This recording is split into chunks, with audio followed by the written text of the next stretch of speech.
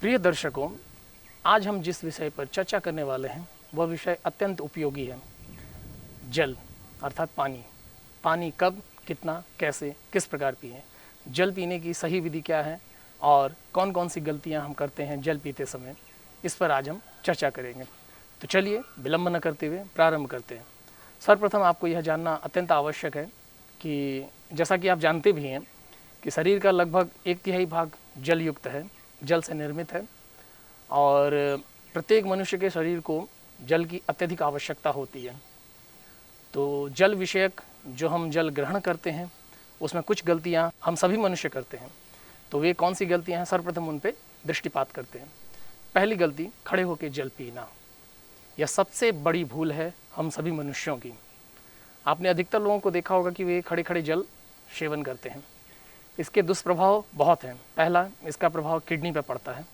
दूसरा, आपको जोड़ों के दर्द होने की समस्या उत्पन्न हो जाती है।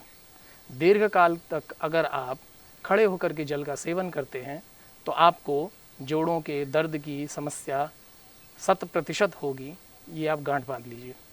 तो आज ही से इस आदत को बदल डालिए और बैठ के जल का सेवन करना प्रारंभ कर दीजिए। दूसरी बात, फ्रिज का ठंडा जल पीना। ठंडा जल न केवल हमारी हृदय गति को मंद करता है, अर्थात जो हमारे हृदय की गति है उसको वह कम करता है, इसके साथ ही साथ वह हमारे शरीर की नस नाड़ियों को शिथिल भी करता है और शिथिलता की वजह से अनेक बीमारियों का जन्म होने लगता है।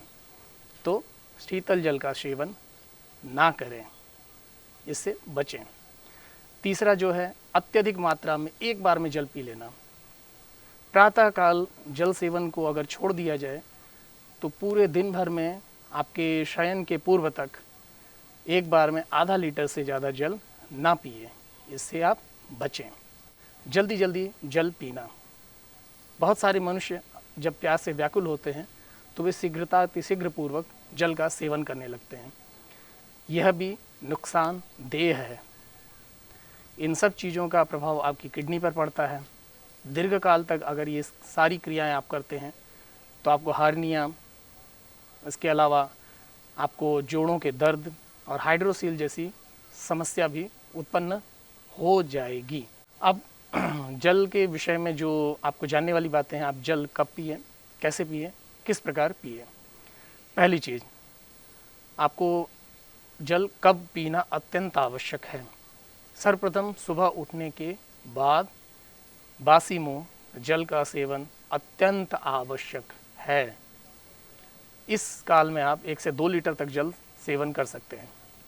बस प्रयास ये करिएगा जल को घुट घुट में पीजिए, जिससे कि आपके मुंह की जो सलाइवा है पूरी आपके उदर प्रदेश में जा सके। पहली बात आप जान लीजिए, हमारे पेट में है एसिड, अम्ल, और जो हमारी सलाइवा होती है वह है क्षार। अगर आप जल को तेज़ी से पीते हैं या ऊपर से इस प्रकार पीते हैं, जैसा कि मैं पिया करता था, अभी मैंने कुछ दिनों से ही इस प्रयोग को बंद किया है, तो जब आप ऊपर से जल को पीते हैं तो जल सीधे आपके पेट में जाता है, जिससे एसिडिटी की समस्या, गैस की समस्या उत्पन्न होना लाजमी है। तो आप इस प्रयोग को रोक दें। जल को हमेशा जिस प्रकार चाय, कॉफ़ी, दूध इत्यादि का सेवन करते हैं उसी प्रकार जल को पीना प्रारंभ कर दीजिए। आपके अधिकतर पेट संबंधी, हृदय संबंधी, शरीर के जोड़ों में होने वाले दर्द, ये सब में राहत आपको मिलना शुरू हो जाएगी।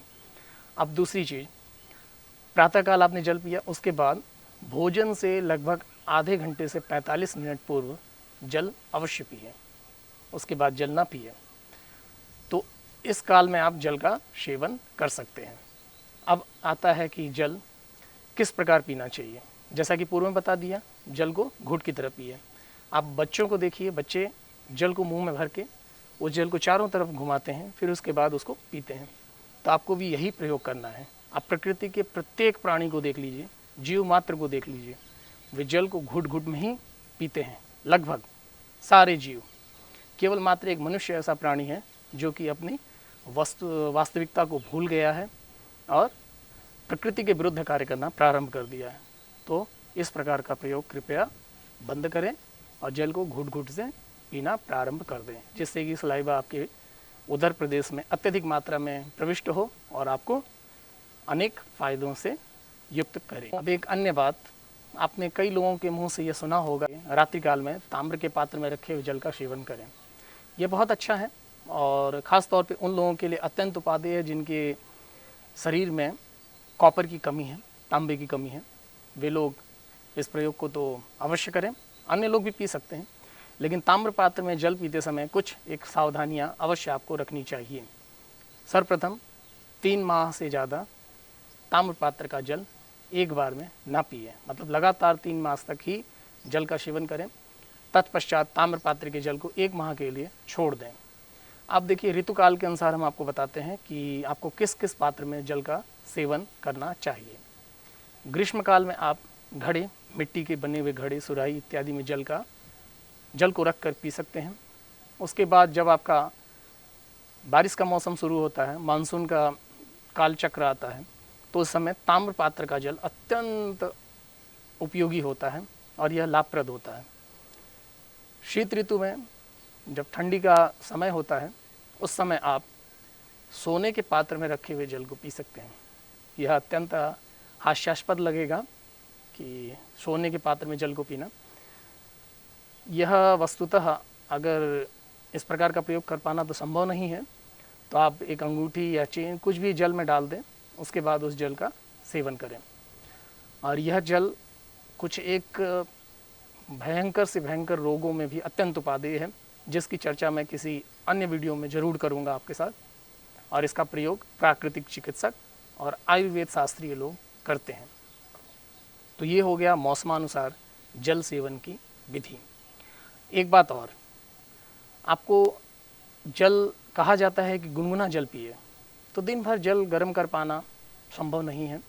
तो आप ये कार्य कर सकते हैं, प्रातःकाल आप उठें, जल को बढ़िया से उबाल लें।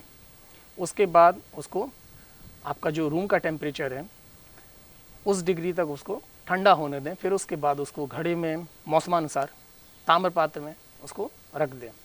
फिर दिन भर उस जल को आप प्रयोग करें।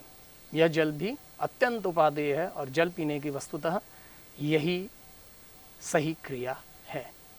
तो आशा करते हैं कि आप जल पीने की जो तरीके हैं, जो वैज्ञानिक ढंग है, उसको आप लोग समझ चुके होंगे और इन बातों पे अमल भी करेंगे। तो इसी आशा के साथ मिलते हैं आपसे अगले वीडियो में। तब तक के लिए इजाज़त दें। नमस्कार।